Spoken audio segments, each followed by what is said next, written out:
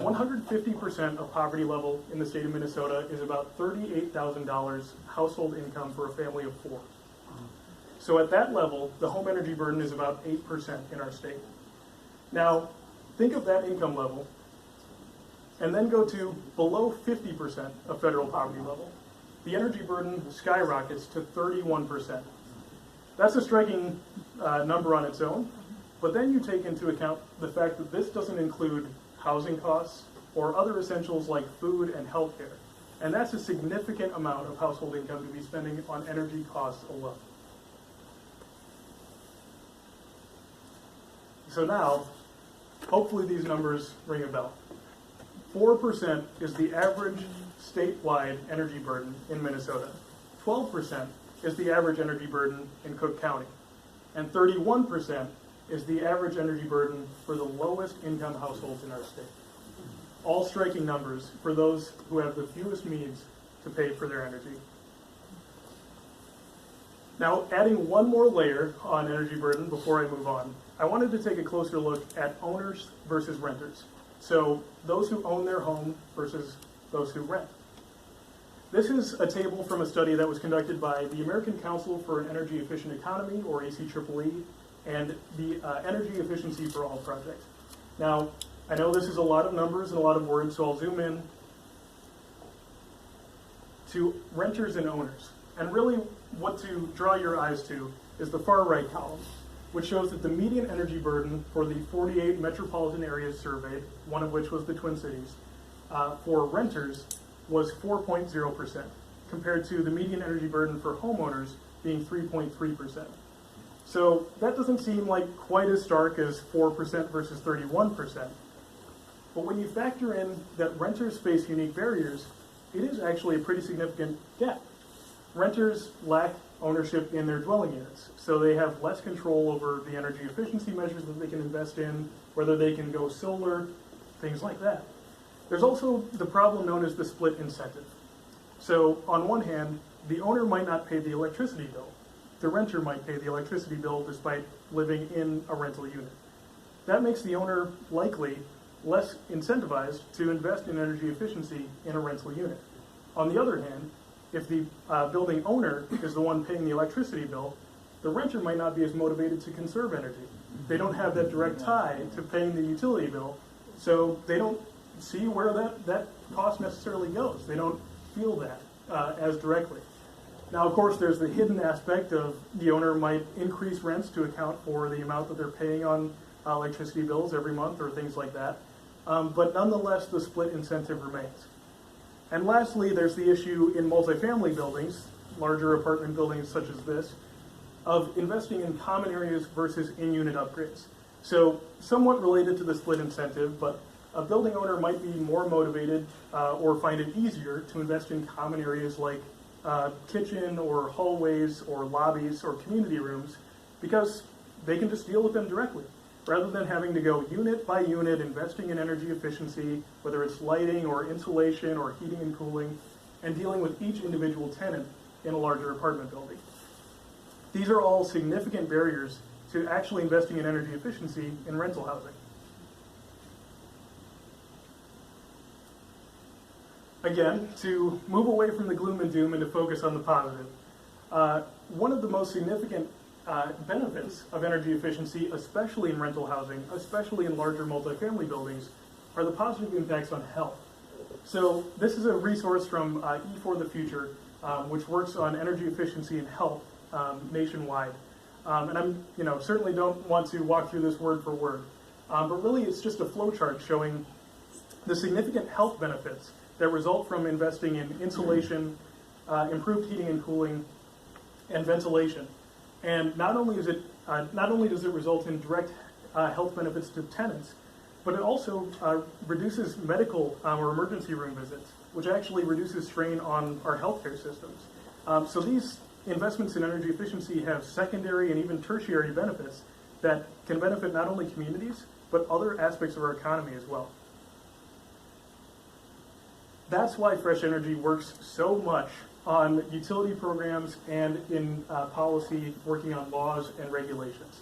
So we were proud to work with Xcel Energy and CenterPoint Energy the largest electric and natural gas utilities in the state, respectively, to help them develop their multifamily building efficiency program. It's a first of its kind, one-stop shop program that actually serves customers in Excel and CenterPoint territory, and actually treats the multifamily building as one entity. So it's not just delivering direct installs to individual tenant units. It's not just working with the building owner on the common areas that they control, but it's actually walking through the entire building, doing energy audits, offering direct installs across the entire building, and then working with the building owner to implement deeper retrofits, including both common areas and individual units. We were proud to work with Excel and CenterPoint to help develop that program because of all of the barriers that I just described. But beyond that, we work at the PUC and at the legislature to influence multifamily and low-income energy efficiency programs across all of the utilities that you see here. So working to intervene in Excel, CenterPoint, Minnesota Energy Resources, Minnesota Power here in the Duluth area, to really make sure that these programs are reaching the customers who need these savings, who need these benefits the most. We also work in partnership and coalitions. So Fresh Energy is one of the lead conveners of the Minnesota Multifamily Affordable Housing Energy Network. That name in itself is a mouthful, so we lovingly abbreviate it to Mama Hen. But that network is a coalition, a network of organizations working in energy, housing, and everything in between. So working in partnership with utilities, with city and state government officials, with financiers, with health professionals, to really look at energy efficiency in affordable housing in a holistic way. And we work statewide to really make sure that we're advancing opportunities across utility programs to benefit affordable housing across the state. In statewide policy, and the Coalition for Clean Transportation, which recently encouraged Metro Transit to electrify its bus fleet in the Twin Cities area. Finally, we have a funded partnership with the Community Stabilization Project, which is a small nonprofit in St. Paul, and they're a housing justice organization that's focused on community stability. And for the first time, that we've really partnered with a small community-based organization, really elevating racial equity and housing justice in our energy policy work, and working in tandem with that organization to make sure that we're applying that housing justice lens to our policy work, and we're also supporting a small organization to advance their priorities and interests as well. So the last kind of main category I wanted to share with you all in conversation this evening are community-level solutions that address both climate change and incorporate equity. Well, the first is education and outreach around energy efficiency. As I mentioned, that's I think our bread and butter, and what we've been doing for so long to reduce energy use regardless of its source. So just talking with the community, what is it? What are the benefits? And how can I participate? And I was excited to see that this is an aspect that's already included in Grand Marais' Climate Action Plan. But in addition to that education and outreach, actually creating holistic programs, and ideally in cooperation with other programs.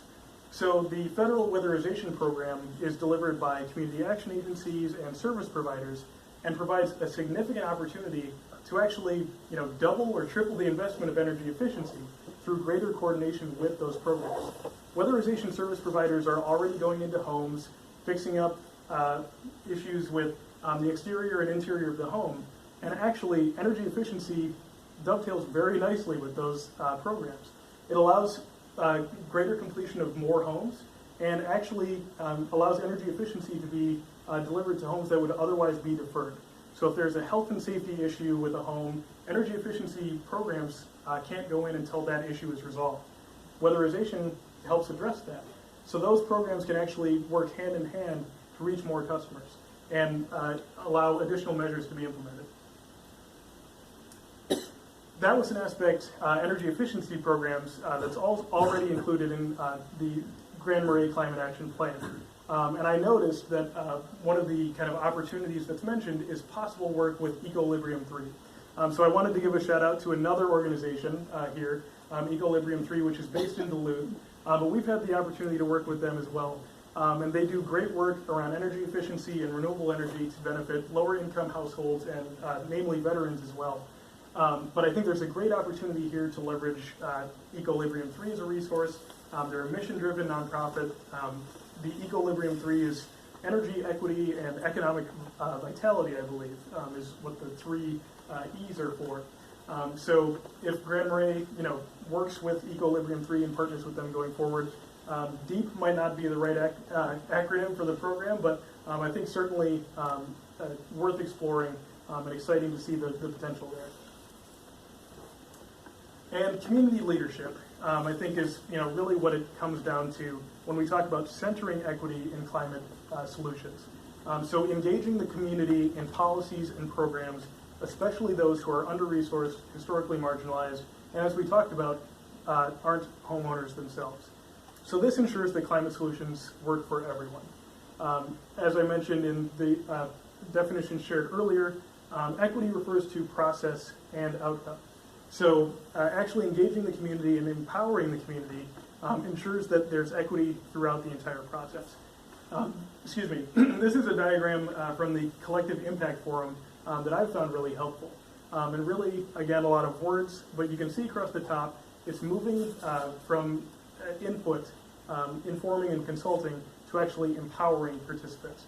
So rather than sending out surveys or saying we'll get back to you once we've made a decision, actually positioning the community and those affected voices as leaders and decision makers within a process. And I've just found this to be a really helpful framework to think about, especially for an organization that works in policy on a daily basis. So again, just to conclude with the definition of equity, I think of it on a day-to-day basis as the elimination of barriers to full participation in the process and access to the full benefits of the outcome. And so I think both, in thinking about specific community-level solutions, the overall energy sector, that definition of equity is crucial. We know the impacts of climate change already affect under-resourced communities and communities of color disproportionately. We know that clean energy solutions like energy efficiency, renewable energy, and vehicle electrification provide a significant opportunity to address those impacts. But it's important to center equity throughout, and that takes equity through both the process and the outcome. But equitable, local, clean energy solutions provide a valuable opportunity to make sure that everyone has access to the benefits of clean energy, and we secure thriving communities for generations to come. And with that, I want to thank you all, and I'm happy to answer any questions.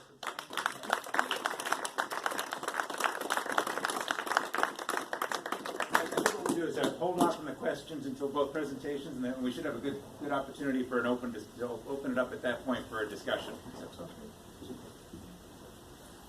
thank you very much. A lot of food for thought.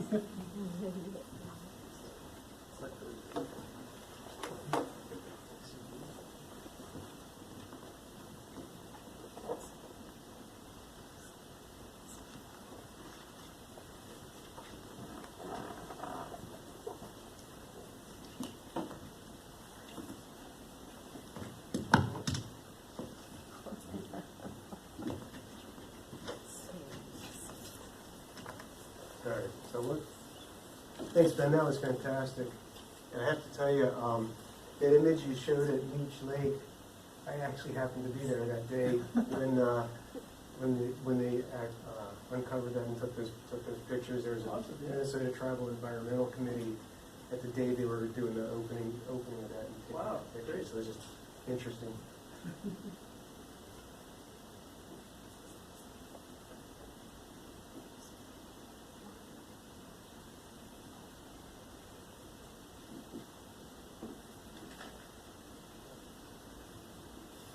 All right.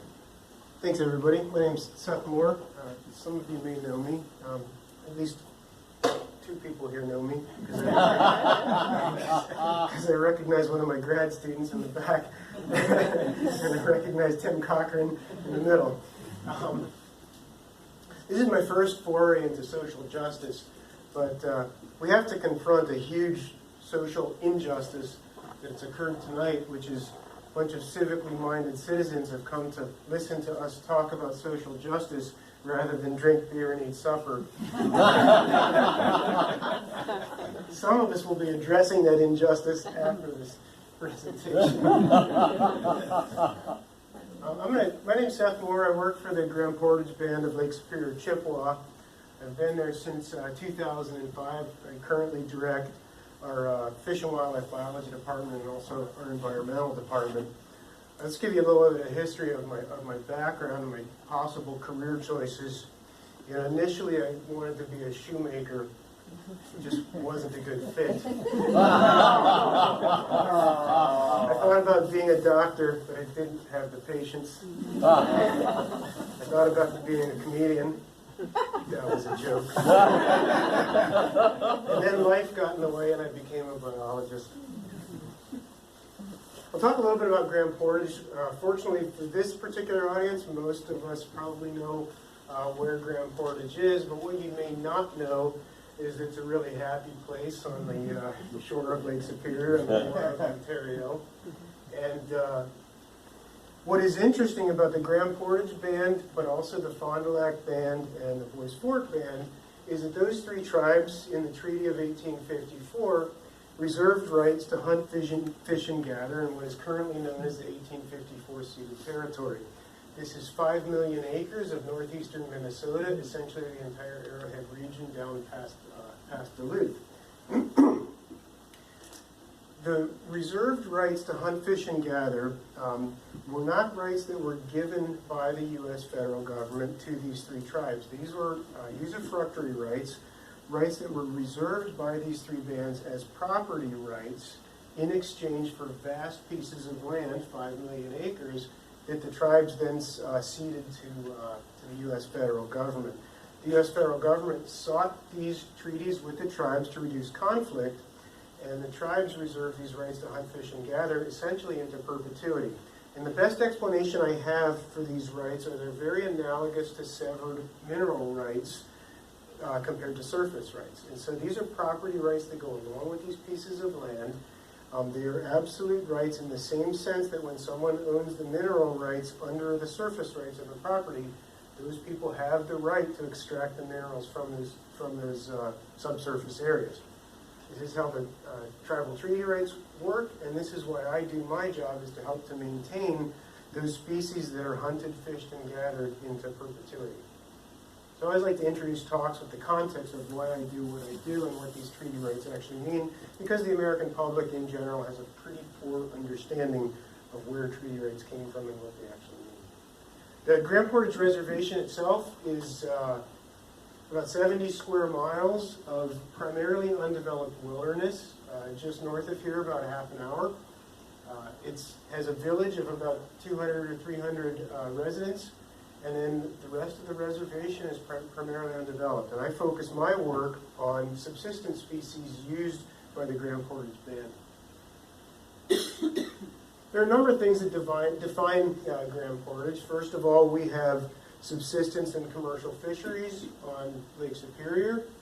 One of the ironies in this image, to me, is one of the fish held in this fisherman's hand is an exotic species. This is a Pacific salmon. I think this is a Chinook. These are not native to Lake Superior. The other species held in his hand is northern pike. Northern pike are a species that may be increasing in the Great Lakes as a consequence of warming water temperatures. Grand Portage is primarily undeveloped. We have these glacial relics, which are also the same relics that comprise the Sawtooth Mountains. The Grand Portage Band historically has subsisted on lake trout. What I love about this image is, my job working for the tribe is to blend both Western science and Ojibwa culture. And this fish does exactly the same thing. If you think of the scientific name of lake trout, it's Salvelinus namikush. Namagos is the Ojibwa name for lake trout. So lake trout in and of itself, in its name, has both a Western name as the first Latin name and an Ojibwa name as the second one. Grand Portage tribal members have subsisted on moose since they arrived in Grand Portage. Moose is the primary terrestrial subsistence species to the band, the species on which I focus a lot of my time and energy for reasons I'll share in just a couple of minutes. Grand Portage is home to a handsome yet humble biologist, an equally handsome yet humble fish. This is the lake sturgeon. We've been working on lake sturgeons since the 1990s, trying to restore them This one's actually wearing a telemetry tag. Here we radio tag them, surgically implanted tags, and then track their movements in and out of the Pigeon River. And Grand Portage is home to self-sustaining and naturally occurring populations of wolves. I particularly like this picture because I grew up in a family with 3 sisters, and every year for Christmas my mother would ask the 4 of us kids to go to Sears and get a portrait taken. And, we tortured the poor photographers. It took them oftentimes dozens and dozens of pictures to get the 4 of us kids smiling for the camera. These wolf pups, it took me about 600 pictures to get all one image. And then we have tribal youth that are getting into subsistence fishing, and what I love about this particular image is this is one of the tribal members when she was a girl holding a fish, which is a coaster brook trout. This is a native species of brook trout that we've been trying to restore in Grand Portage also since the 1990s, and we're having some level of success with that. A Venn diagram is a diagram that's used to show the intersect between seemingly disparate characteristics.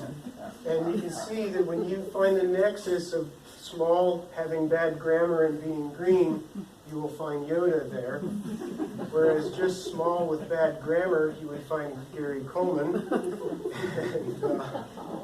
So anyway, I'm going to share where I use a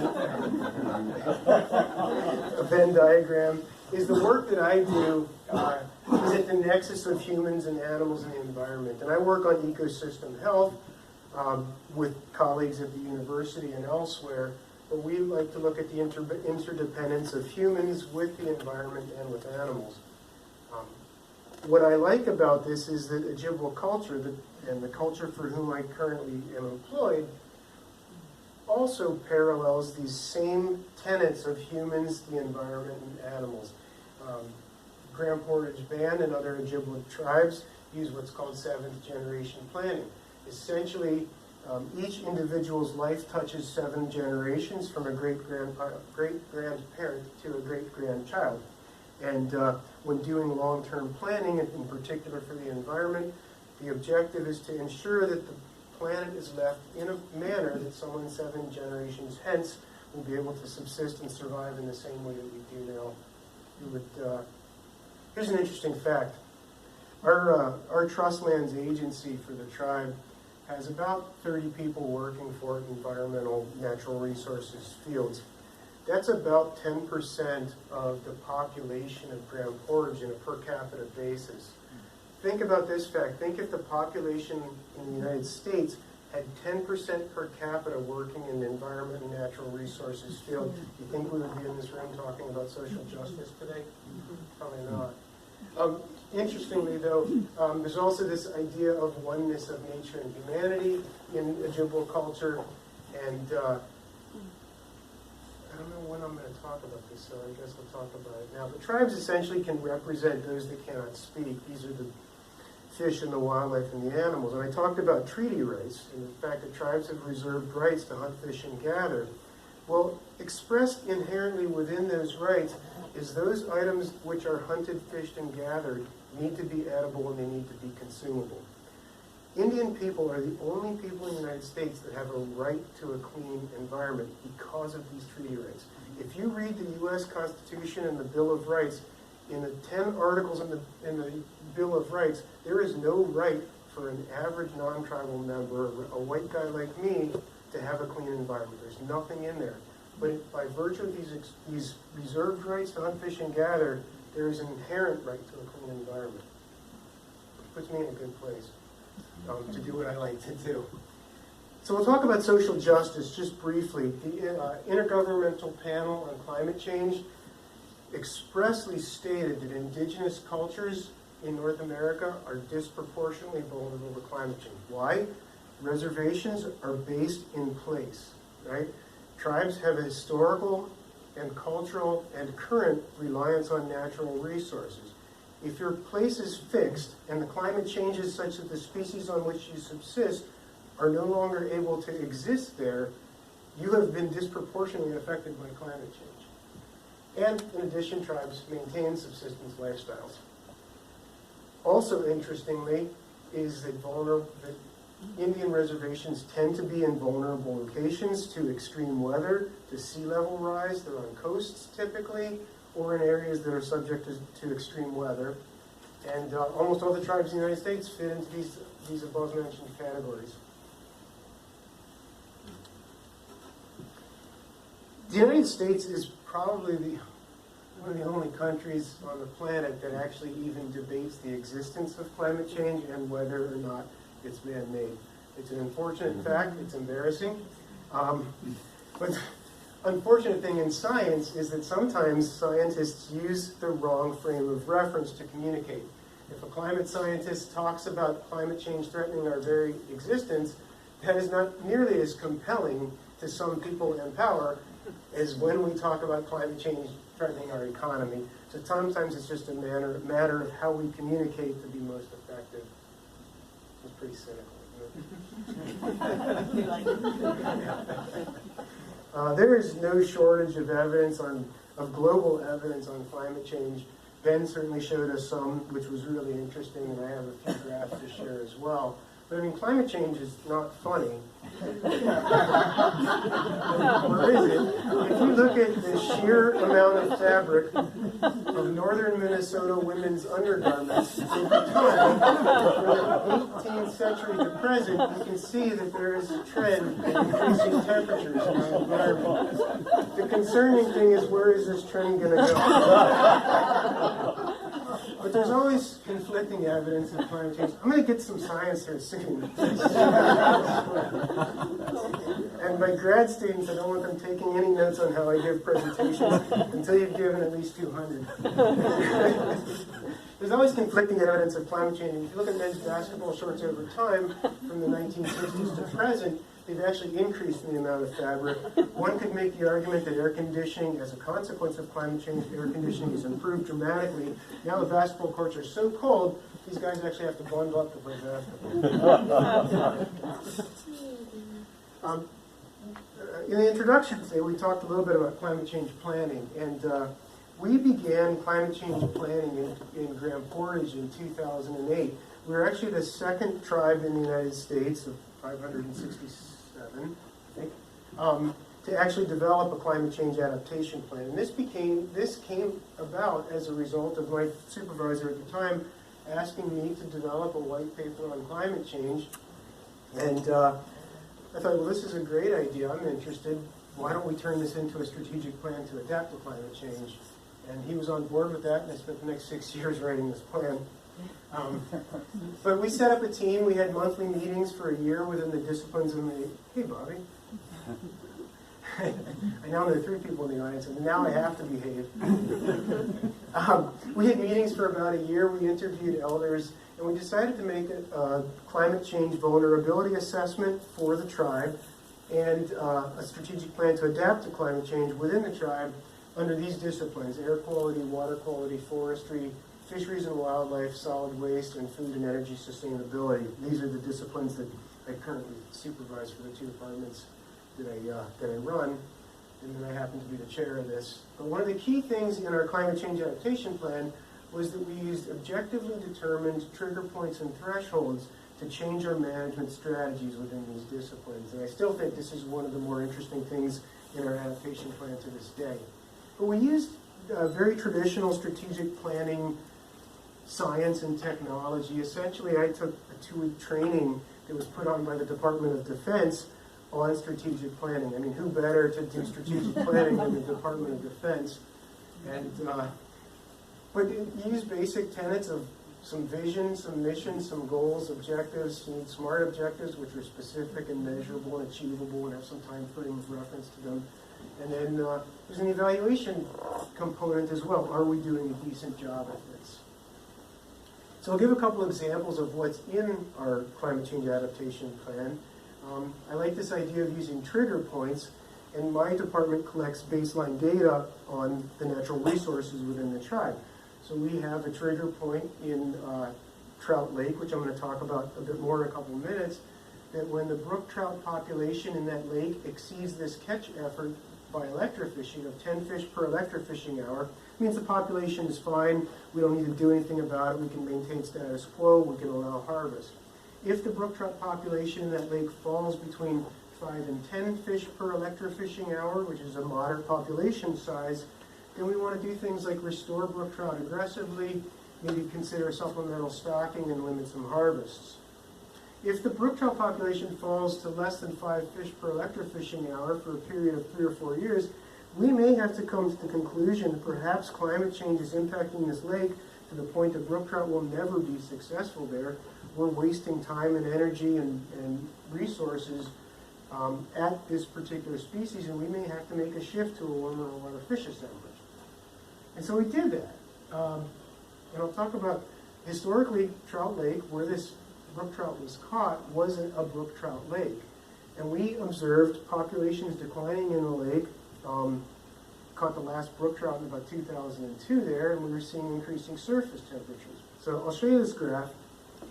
The red bar is the lethal thermal limit in temperature for brook trout at about 24 degrees Celsius.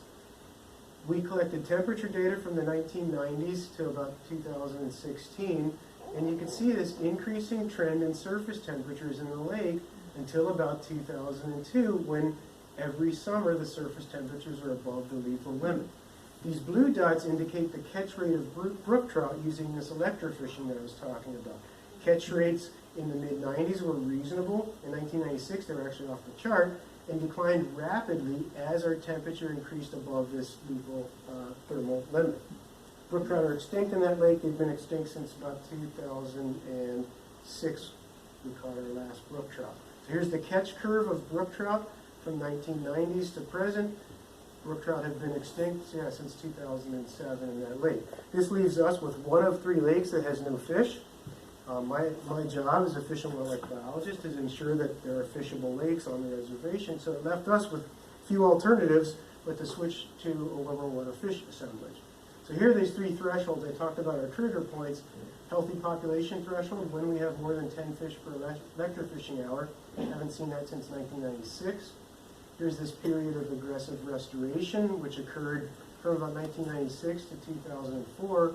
After that, we have to throw in the towel and say, brook trout are no longer viable. It doesn't matter what energy and time and effort I throw at this lake, they are not going to be viable here. And so at that point, we have to make a decision, and this is written into our adaptation plan, to shift to a warmer water fish assemblage. Here's another way to look at this. We actually used temperature loggers in Trout Lake for a number of years and found that even in a cool year, 50% of the lake volume is above that lethal thermal maximum. Okay? In a hot year, 90% of the lake is above that lethal thermal maximum. Brook trout cannot survive there. So we shifted from a cold water fishery to a cool water fishery. We stocked yellow perch in 2004. We stocked walleye in 2006. The lake is presently self-sustaining in yellow perch. We have adult walleye populations that still require some level of supplemental stocking, but we also did some modeling. Remember this image? We did some modeling for walleye, and there are no years in which the lake volume is inhospitable to walleye, and it doesn't look like there will be for some decades to come. In a great majority of the cold water lakes, this is what's going to happen. We were among the first to do it. We were probably the first to do it, but this is the type of decision making the DNR is going to have to do in the 1854 ceded territory, because these cold lakes are becoming inhospitable to trout species. This will be trout, whitefish, cisco, they're all going to be toast. All right, we'll segue to moose. I like this image. I do some moose research, well, both in Grand Portage and also in Isle Royal. This particular moose I called in last fall, right about this time of year, to about 8 feet away from me. But it's one of my hobbies to call moose and see how close they'll come. Working out. I have such a good answer that's so inappropriate. But I have fun with it. I distracted myself. That's the problem with having a creative mind. So we have these. I talked about these thresholds in our adaptation plan, And we had the same population thresholds written in for moose as well in our climate adaptation plan. And so we have these thresholds. If there are greater than 60 moose on the reservation, we consider that to be a healthy population. We can maintain harvest. We don't need to do a lot of work to restore moose. If we have between 10 and 60 moose on the reservation, I consider this the active research and restoration phase. This is the phase we've been in for about the last decade, give or take. And if we end up with fewer than 10 moose on the reservation for a period greater than 5 years, we may be wasting time and agency effort throwing money and resources at restoring moose if they're not going to survive given the impacts of climate change on them. And at that point, we may have to switch our priority species to deer. We're not there yet. We've been in this phase for the last decade. I expect us to stay in that stage for some period of time. These are some of the actions that you can do as a manager. And we're actively conducting research on moose, which I'll talk about just a minute. So if you look at the moose population trend over time from 1990 to present, Grand Portage has seen about a 60% decline on average over that time period. State of Minnesota has seen a very similar decline in moose, and that's catalyzed a lot of interest in studying why are moose populations declining. Is it a consequence of climate change? So we wanted to look at initially what habitats are moose using under a warming climatic regime, what is causing mortality in moose, what is making the moose population decline, and what might be causing mortality in calves as well.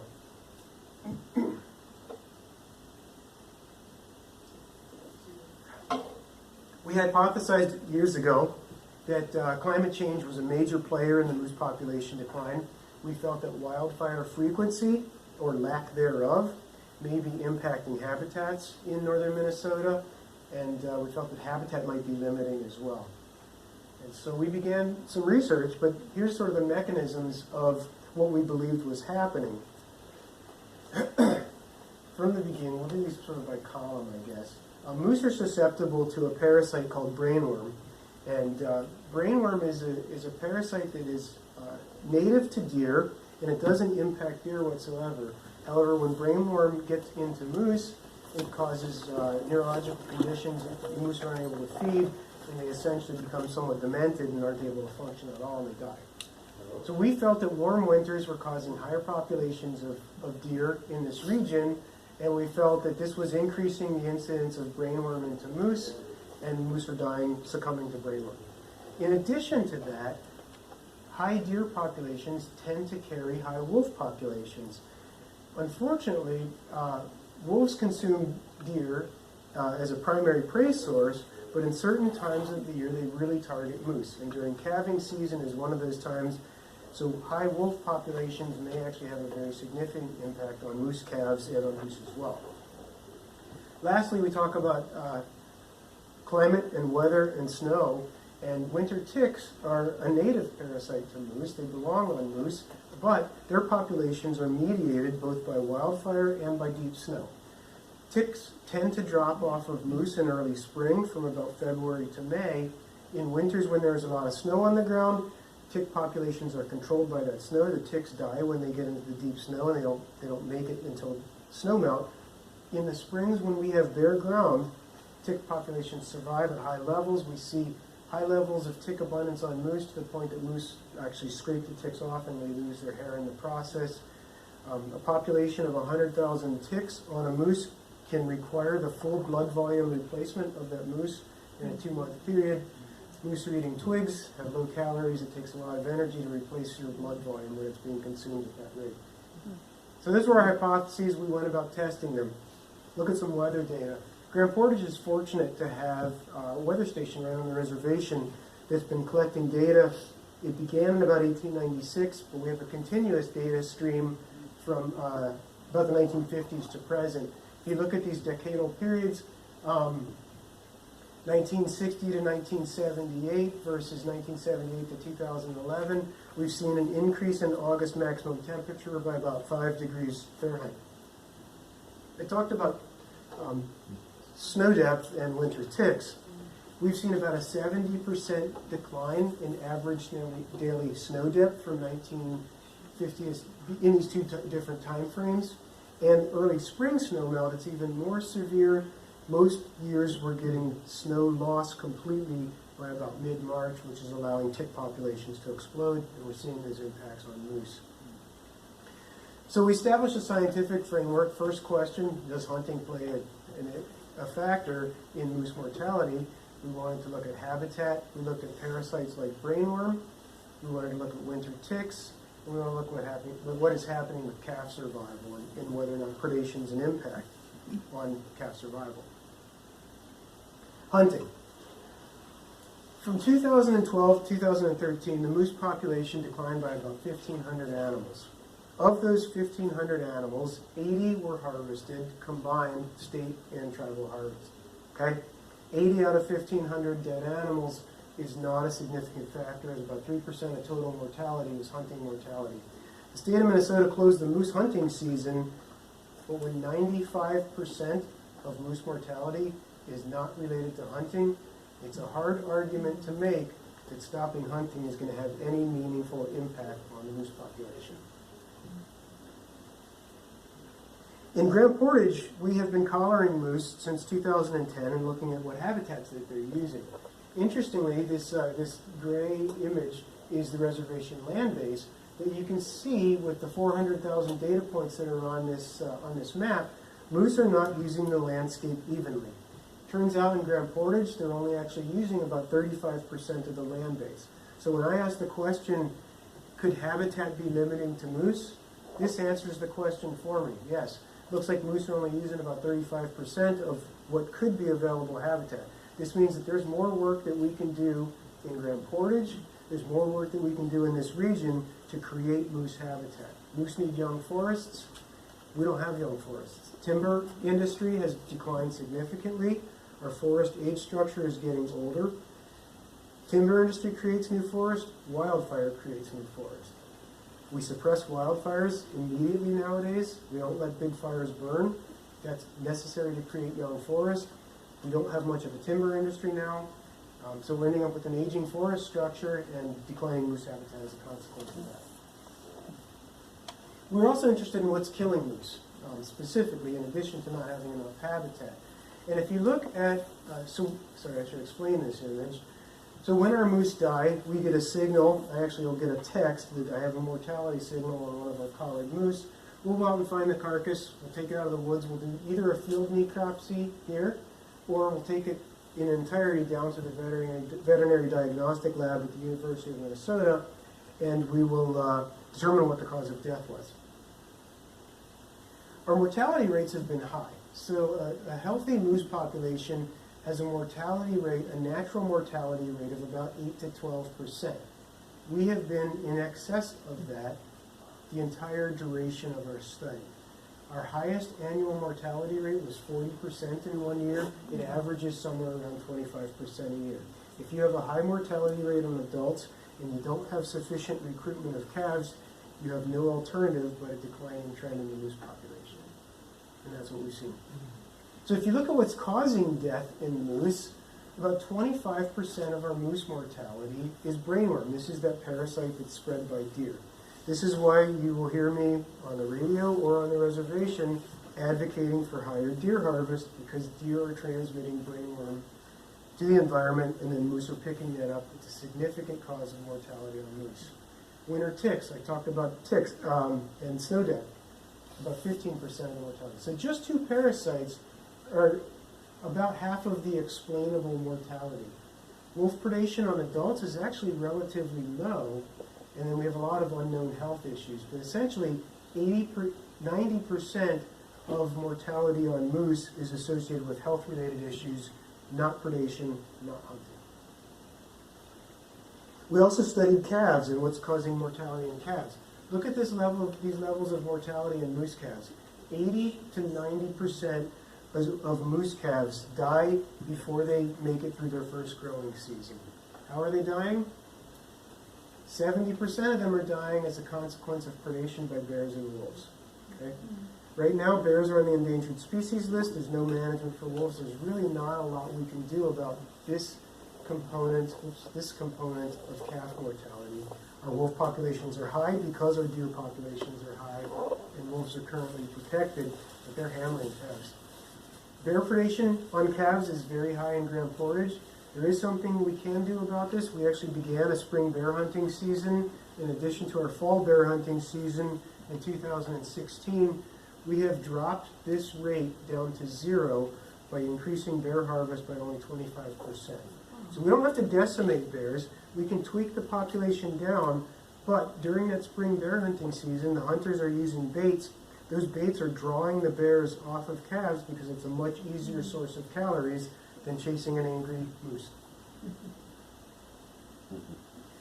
The last thing related to disproportionate impacts of climate change on tribes is extreme weather. And this is a major factor. This is a storm that occurred in the Ashland, Wisconsin area. This is right on the Bad River Indian Reservation. It happened 2 years ago. About 9 inches of rain. The entire Ashland County was washed out. And same thing happened in 2016. The Fond du Lac Band was really impacted by extreme weather, the 12-inch rainfall event. And between the subsistence species, the environment, and extreme weather, I think it's clear that there are some social justice issues relative to climate change for Indian tribes, and as Ben mentioned, for any other sort of low income and probably rural places. That's all I have.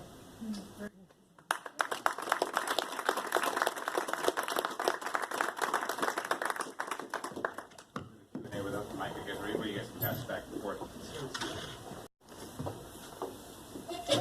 Why don't I open it up now to questions from anyone, for Ben or for Seth?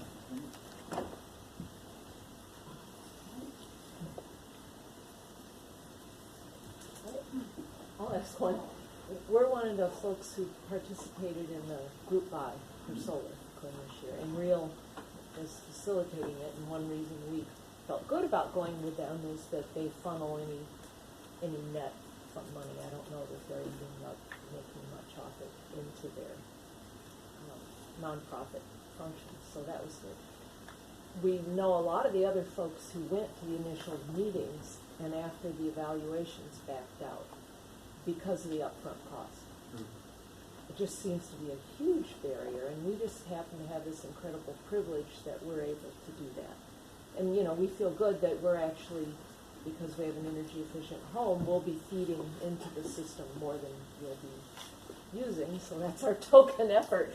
But yeah, so it just totally struck me. Where are the installment loans? What programs are out there, and how?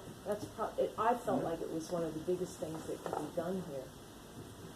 A lot of families just can't afford that initial upfront cost. Yeah. Absolutely. I think you're exactly right. The upfront costs are still, a significantly prohibitive barrier to going solar or, really accessing most clean energy technologies still in 2019. I think, we'll see improvements in that regard as costs of installation continue to drop. We're already seeing commercial solar projects getting cheaper and cheaper, especially because they're able to use the economies of scale of, larger solar projects. But still things like the plain upfront price tag, but also prohibitive credit score requirements are a significant barrier as well. In community solar gardens, from what we've seen in our discussions with solar installers, those projects typically require a credit score of about 680, which is significant. And it's not even just a matter of income. Even folks with moderate or even higher incomes still might not have a credit score of 680 or above, a FICO credit score. And so, we've seen that be a barrier in itself, where it's not necessarily on the solar installers, I'll say. The lines of credit or the financing that the installers are receiving require those credit checks for the customers that are signing up for their gardens. But moving away from those issues, I think what we have seen is more and more of a shift in some of those financing programs that do help, support credit rate or credit score enhancements or interest rate buy downs for those customers. And I neglected to mention it on my slide, but increasingly as well, we're seeing incentive programs actually target those upfront costs. So the XL Energy Rooftop Solar Program that I mentioned briefly, historically has just been a production-based incentive. So, the amount of solar energy that you're generating on your home, you receive an incentive for per kilowatt hour for the amount of energy that you're generating. So it's just a straight production incentive. But just this year, Xcel introduced low-income specific incentives that add an upfront component to the production-based incentive. So if you're an income-eligible customer, not only are you receiving those production incentives on an ongoing basis, but they actually pay you upfront, a couple dollars per watt of the size of your project to actually help you subsidize, really, the cost of a solar project. So really, that's a utility program that's intended to buy down those upfront costs and help lower-income customers go solar. So I think you're right on that. Those programs are still new and emerging, but I think increasingly we're seeing philanthropic entities like foundations doing impact investing and other kind of innovative financing support, but even to utilities and cities that are really helping target those upfront costs that do help those with less means access the benefits of clean energy. It was encouraging in your presentation to see that you're acknowledging the importance of health as you look at these initiatives that you're working on. And Seth, I think you touched on that with even looking at fish populations and things of that nature. My question would be just regarding disparities, and you're talking about ethnic and low income. In Cook County, we have a very low income. We're at $38,000 per family throughout our county as an average. And who are your partners in health, and what are some of your objectives that you're working on addressing that? Sure. I can start, and then Seth, to the extent that you want to chime in as well. We work with a couple of nonprofits. Equilibrium 3 is one that I think applies a health lens to their energy efficiency work. Green and Healthy Homes Initiative is a more national nonprofit. They're based in Baltimore, I believe, and work kind of along the Atlantic coast, but have worked with us in the Midwest as well. And really tying those health benefits to energy efficiency and healthy homes remediation interventions. So those are kind of the two main groups that we work with. We also work with city offices. The City of Minneapolis Health Department houses their sustainability and energy work. So there's a really nice connection there within the city where they're actually tying their health work, healthy homes, lead reduction program, for example, to their energy efficiency and weatherization work. So those are really, I think, some examples of entities that we're working with. A new, kind of newish model that I'm excited about, and I think we're hoping to advance in Minnesota, and just to tie back to some of the financing pieces as well, is actually working with healthcare providers, hospital systems, or even insurance entities, to make the case for energy efficiency as a significant health benefit, and working with those entities to actually help finance or even invest in energy efficiency in new multifamily housing or to retrofit existing multifamily buildings. And really the point, I think kind of the headline there, is that through investing in energy efficiency in new kind of rehabilitative housing, you're avoiding some of the health impacts that folks in poorer housing stock might face. And it's also in other areas of the country where this has been piloted. It's a solution for folks who might be homeless or in kind of transient housing, and actually facing some pretty significant weather effects if they're homeless during some of the colder winter months. So actually investing in energy efficiency as a housing solution has been piloted as a partnership potentially with healthcare entities, hospital systems, things like that. So we're working with a couple of different hospital systems in the Twin Cities to kind of gauge their interest in that model. But I think it's a really nice blend of potential partners around energy efficiency and health, and also unlocking new financing streams that could really I think intersect nicely. Thank you. Seth, I'd like to see if you can link a couple of things that you talked about, and one of the things when you talked about the planning was when you're talking with elders in the planning process, and sort of the consequence of being place-oriented and place-anchored. And when you change species and the effects that has on people that the knowledge base is derived on a particular kind of species, be it moose, lake trout, sturgeon, whatever.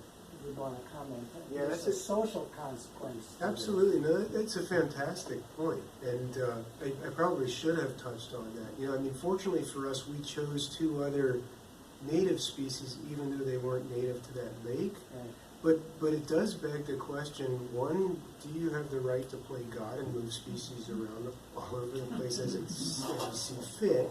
And you know, and then exactly as you said, when the culture is place-based, it leaves you sort of limited options, right? Like, we can't go stalking feral hogs, even if they would survive well in this region as a consequence of climate change. There's no history. Interestingly, in light of that point, wild turkey populations in Minnesota have increased significantly.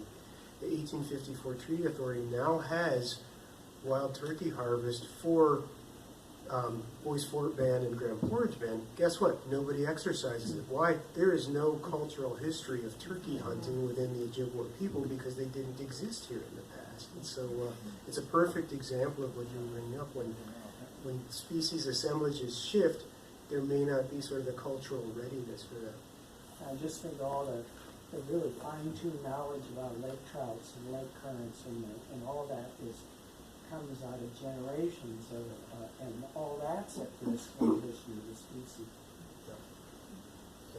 I did have one comment on the first question. Just it struck me that you know, alternative energy really nowadays is an indication of privilege. You know, think about who can afford solar or wind powered energy, who can afford a Tesla and low gas mileage, you know, low gas costs, and that's where this equity thing is really askew in terms of the masses of people. Seth, could you just talk, and I admit to being appallingly ignorant about the 1854 treaty rights, Yeah. but just the challenge of having to manage resources with interagency, Yes. and I think most of it, something flares up, we see the fire, it's fishing rights on some lake, or the moose hunt or something like that, but I can't even begin to imagine what it would take to address those challenges. Could you comment on that a little bit? Yeah, it's a colorful history for sure. The treaty rights in this region were generally litigated in late 1980s, early 1990s, and you know, for the most part they were validated in federal courts. Certainly for the Wisconsin tribes, the Minnesota tribes, Grand Portage, Fond du Lac, and Bois Forte chose not to litigate, but instead entered a consensus agreement with the state. But in that consensus agreement on public lands, both the tribes and the state co-manage these lands. When you have 2 managers of the same piece of land, conflict is inherent, and it's not always nice. Sometimes, you know, certainly things have improved in the recent decades. The last 2 governors have been fantastic about recognizing treaty rights, recognizing tribal co-management, and this particular governor especially is asserting to his commissioners to work much more closely in Indian country. So we're in a good direction right now, but there certainly has been plenty of conflict in the past. And oftentimes, conflict between the tribes and the states is a much higher level of conflict than between the tribes and the federal government. Because the federal government sees us as sovereign nations. We function at a peer-to-peer level with the federal government. The states don't have the same arrangement with the tribes, and the states don't have treaties with the tribes. So it's been much more challenging working with states on average than with the feds. That's a good question. I'll throw in a question.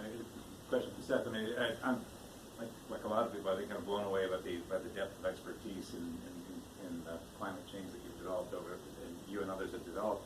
I'm curious how that is bridged to political pressure, policy advocacy. And it seems that there's the study represents a really good study, but how do we cope within the fixed land here? But there's decisions being made in St. Paul and Washington, and I'm curious how you leverage the work you've done to try to. It's a great question, and I think the advantage one has working for a tribal government is that we do have a peer-to-peer relationship with the federal government, and so it gets to the point where, and one of my arguments to other tribes is collect these reservation-based data, trend it with climate, and then ultimately we may be able to hold the federal government liable for failing to manage climate change and loss of treaty rights. That hasn't been litigated yet. This is not the right Supreme Court makeup to do so. but one can hope. But we use what we know for advocacy all of the time, and we do so at the federal level because it's the most natural fit. Has Grand Portage weighed in on Line 3 and the oil pipeline issue and the other tribes? Yeah. I thought they had. Not as much, maybe not as much as some of the other tribes have. Our biggest environmental protection initiative tends to be the regional mining in the 1854 ceded territory because it's higher and closer level of risk, I guess. So we've paid attention to the Line 3 stuff, but we haven't really weighed in. Another question for Ben, but just you mentioned the work that Excel had done in terms of this innovative multifamily program, which is target both the renters and the homeowners and so forth. And I'm curious, here we're served by the Great River customer, Arrowhead Electric Co-op, and a SEMPA customer, Marais PUC, and I'm curious whether there's examples in other parts of the states of that kind of approach being taken by either municipal co-ops or rural co-ops. That's a great question, Chris. We haven't seen as much movement among municipal utilities and rural electric co-ops. Having said that, I think we've had conversations with Great River Energy around adopting kind of a model program that its members could then deploy. And I think we are hoping to advance similar work with SIMPA as well, but really leveraging kind of that member model to develop model programs or even just model guidance around how to develop programs that better serve these specific types of customers. So we haven't seen as much, at least in the state of Minnesota, among municipal utilities and rural electric co-ops. We have seen, however, again, bouncing back to the financing question, rural electric co-ops, I think, are really interested in this kind of inclusive financing model. So really helping renters specifically invest in energy efficiency in their units by spreading out the costs of those savings over time, and actually allowing them to pay, kind of concurrently with their utility bills for those energy efficiency investments, and then they're actually seeing savings through energy efficiency from day one, rather than facing the upfront costs and then waiting for that longer term buyback or payback period. They're actually seeing that spread out over their bill. So I think that's one thing that we've seen actually take some pretty significant traction with rural electric co-ops around the nation. I think Arkansas is kind of the leading model there. There's a larger rural electric co-op in Arkansas that's really kind of driven this pay-as-you-save inclusive financing model.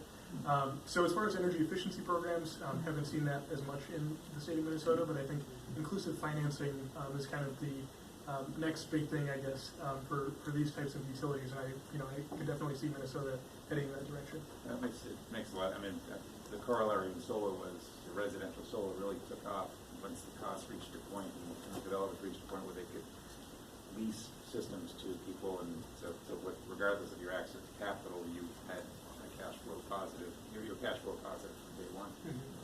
I have a question for you, Ben. Fireside chat. We need a fern on each side. My question is more on the payoff of solar or wind or alternative energy. And do you see on the horizon the duration of payoff of that infrastructure sort of getting down to the average level at which a homeowner actually occupies a home? I mean, right now, average homeowner occupies a home for 5 to 7 years.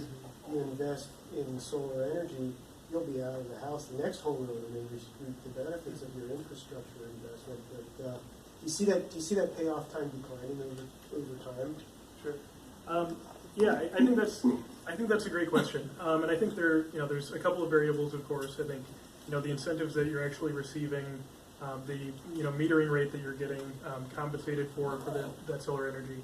But certainly the costs of solar are continuing to decline. So as those costs drop, the payback period will only continue to drop as well. But I think the other kind of factor is the cost of installation and actually working with a solar installer. I think it's probably not a surprise, but a lot of the costs of going solar are really just working with a contractor, and just the cost of drawing up plans and actually having the racking installed on your roof, and the cost of labor. So folks who, again, probably not a surprise, but a couple of my friends and colleagues are actually solar installers themselves, and so they have worked with some of their friends to help them go solar. And so in those households where they know a solar installer who can help them, they're maybe facing less cost that might relate to a traditional solar bid. So they're shaving some costs down and their payback period is improved. But all that to say, for folks who don't have those connections, who don't have the privilege of knowing a solar installer, their solar costs might be triple that. And so that, of course, extends the payback period. But I think there's a lot of variables, whether it's working with an installer or even just the cost of a traditional rooftop project right now. But I think those costs will continue to drop. And I think we will get to a point where payback is standard 3 to 5 years. Yeah, and that was sort of the thinking behind the program that CCLEP had this year for the bulk. So right now, the cost of a panel is probably in the range of 15% of the entire cost of the system. And so if you can roll a crew or just mobilize a crew and have them do a whole number of installs, bing, then you save an awful lot of costs. It's not a hand. Well, I can follow up since we're having one installed. The payback's about 15 years. Is it? Okay. For a medium-sized system that we're putting in. But a big piece of that is the federal tax rebate, which starts to go down. Yes, there are incentives, and they start to go down, which was the other part of the group buy for this year.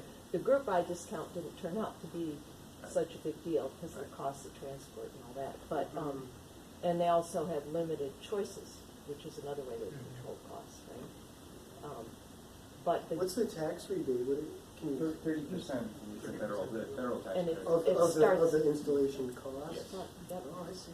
Okay, that's not But it's being phased out. It's being phased out. So what's the story on that? Where? That's a great question. So the last year, as of right now, the last year of the full investment tax credit is at the 30%. Is this year, and then next year will drop to 26%, and that's without further congressional action. So anyone's guess, really. That having said that, we were in this situation 2 or 3 years ago, where the investment tax credit was due to either expire or step down. I'm forgetting which, and they extended the tax credit further. So what I'm hearing is vote in 2020? Yeah, that's exactly right. I mean, one of the things that has changed markedly is that now there are new constituents and politically well-connected constituents like electric utilities that now have a very direct vested interest in solar being as affordable as possible because it's become a much larger portion of the generating portfolio. These are very large-scale systems, but but for a company like Excel or they're dependent on solar continuing to be very affordable in order to maintain their business operations. And so if they see, if they're impacted, then they will be applying a lot of pressure in addition to folks with rooftop solar. So. What about state programs as far as some type of rebate? I have a solar powered furnace that was made in Pine River, Minnesota, and I participated in that program, Made in Minnesota. And I got 25% of the cost of the solar powered furnace rebated to me. But now that program doesn't exist anymore. And so, what can be done for something like that, whether it's a solar powered furnace or PV panels that are produced in the state or anything else that's related that way? Right, that's a great question. There's, since the kind of sunset or expiration of Made in Minnesota, there has kind of been a gap as far as statewide solar incentives. That's more on kind of a city by city or utility by utility basis at this point. I think what we are seeing though is, as I mentioned, some of these kind of newer or emerging technologies like beneficial electrification, so more home end uses shifting to electric sources. I think there's kind of interest in policy to promote incentives and rebates around, really eliminating natural gas or other kind of fossil fuel end uses in homes and buildings. So I think that's kind of the next, I would say the next frontier for some of these kind of statewide incentives that you mentioned. I don't know that we'll ever see something like Made in Minnesota again. I think it was a really significant policy to drive a lot of solar development in the state. Whether or not that was, as successful as it was originally intended, I don't know. But I think, Made in Minnesota, as well as Minnesota's Community Solar Garden Program, really drove a lot of solar development in the state. And I think, to some extent, that's really what those policies are meant to do, is really spur a lot of development, drive market costs down, although I think we're still not quite there yet, as we've talked about quite a bit tonight. But then, I think it's a little bit shifting focus to the next clean energy technology, the next aspect of the transformation. And I think beneficial electrification is kind of the next phase of that, is, how do we make sure that there's lower carbon emissions, not only across our economy, but really in our homes and buildings. Something like a natural gas stove is, not only polluting from using natural gas as an end source, but actually within your home, within your kitchen. So something like that, I think, is kind of the next big thing, I guess, in clean energy, is rebates and incentives to move more consumers away from natural gas stoves, and actually getting, induction cooktops is kind of the mainstay in homes and buildings. So, I think Made in Minnesota, to your question, I think is unfortunately kind of in our rearview mirror, but I think there are a lot of, new statewide initiatives that folks are interested in and coming quickly on the horizon. I'd like to make a comment on the tax incentives and the solar panels installations. I actually personally also installed a solar system, and I don't make a whole bunch of money, and what I found out is that tax rebate is kind of a social justice issue as well, because from my situation, it's going to take me 2 to 3 years before I'm going to see that money, because I just don't pay that amount. I don't pay thousands of dollars in taxes because I don't make You have to hundreds of thousands of amortize dollars. that credit over time, basically. Right, so I think there's an issue there, social justice as well. Somebody who's spending that money is not going to see that money for 2 to 3 years, and might need to look at other options like rebates instead of tax incentives to help out people that are lower income to move forward with that sort of solutions. That's a great point, and I think that has really driven a lot of our equity work at Fresh Energy. Was a lot of both at the federal level and within the state as well. A lot of kind of solar deployment was driven by folks having the appetite to be able to take advantage of that tax credit, as you said. And so I think what we've been trying to think about is how to drive policies and programs that unlock solar access in other ways, such as rebates, or even just financial grants, to really help folks who don't have the tax appetite to take advantage of the tax credit still access those benefits. So I think I completely agree, and I think that's a great point. We'll wrap it there. I'd like to thank I'm conscious of Seth's original reminder that There's a social injustice that occurred tonight. Let's give a round of applause for our speakers.